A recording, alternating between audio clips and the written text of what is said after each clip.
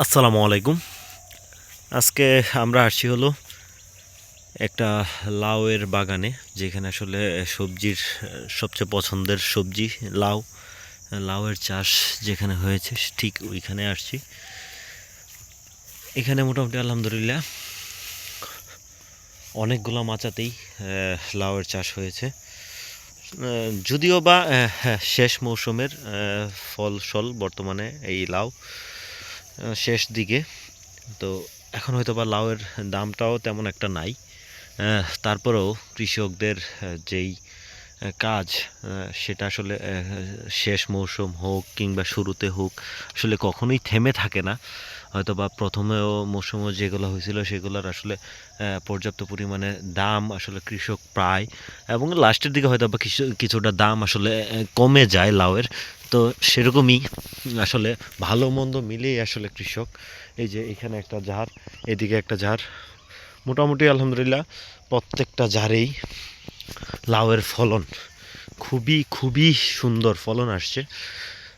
হয়তো বা শেষ মৌসুম যে সেই সেই সুবাদে আসলে তেমন আসলে লাউয়ের সাইজগুলো এখন আসলে তেমন একটা সুন্দর না। শেষ সময় আসলে ফলন যাই আসে তেমন আসলে দেখতে সুন্দর দেখা যায় না।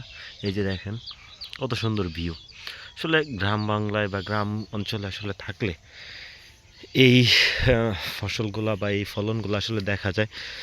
এই একই ব্যক্তির, এই ভাইয়ের ওইদিকে আরও কিছু ফলন আছে সামনে, যেগুলোতে আসলে লাউ সবেমাত্র হালির বীজ রোপণ করছে।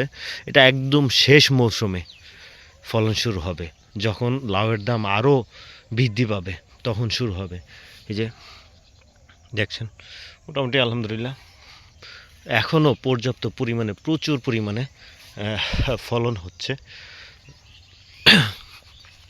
আসলে শীতের কারণে, ঠান্ডার কারণে আমি আসলে তেমন কথা বলতে পারতেছি না, একটু অস্বস্তি বোধ হচ্ছে। তারপরও যেহেতু এখানে আসছি, আপনাদের সবাইকে দেখানোর চেষ্টা করছি। এই যে এখানেও একটা ঝাড় আছে, পাশাপাশি এখানে এই যে শশা গাছ লাগানো হয়েছে, শশা অলরেডি ধরতেছে। এই যে শশা, মোটামুটি কৃষক হোক শুরুতে বা শেষে, কোনো কিছুতেই আসলে থেমে নাই। কৃষকের কাজ আসলে কৃষক ঠিকই করছে। ঠিক আছে, ভালো থাকেন সবাই, দোয়া করবেন গ্রাম অঞ্চলের প্রত্যেকটা কৃষকের জন্য, যারা আমাদের আসলে হয়তো বা আমরা টাকা দিয়ে কিনে নেই, কিন্তু যারা এই ফসল উৎপাদন করে, যারা আমাদের রিজিক তৈরি করে, তাদের জন্য। ভালো থাকেন সবাই। আসসালামু আলাইকুম।